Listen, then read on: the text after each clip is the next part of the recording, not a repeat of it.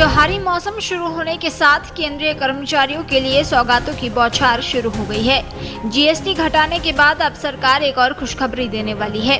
हालांकि उसे लेकर सब कुछ पहले से तय है, बस उसका ऐलान भर होना है। जी हां, यह बात सरकारी कर्मचारियों के महंगाई भत्ते की हो रही है, जो जुलाई 2025 से लागू होगा।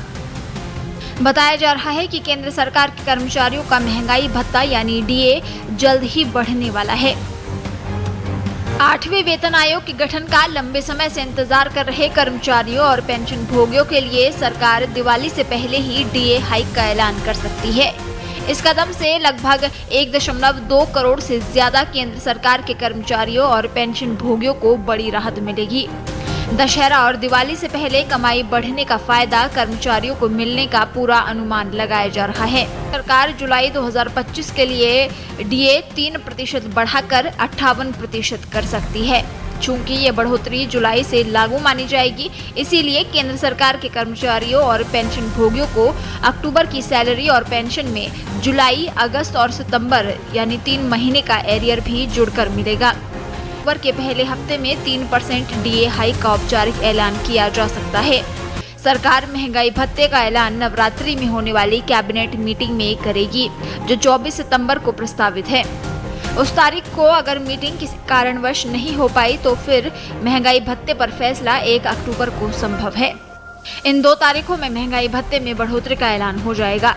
ऐसा इसलिए है क्योंकि हर साल जुलाई से लागू होने वाले महंगाई भत्ते में बढ़ोतरी का ऐलान नवरात्रि के आसपास होता है।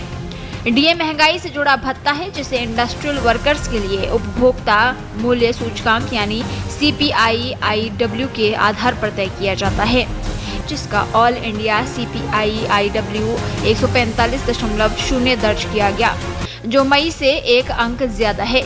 इसी डेटा के आधार पर डीए दर 58% तय की जाएगी। ये दर 1 जुलाई से लागू होगी। हालांकि कैबिनेट की औपचारिक मंजूरी सितंबर में मिलने और जुलाई से सितंबर तक के एरियर का भुगतान अक्टूबर में होने की उम्मीद है। अब सवाल उठता है कि आखिर सैलरी कितनी बढ़ेगी।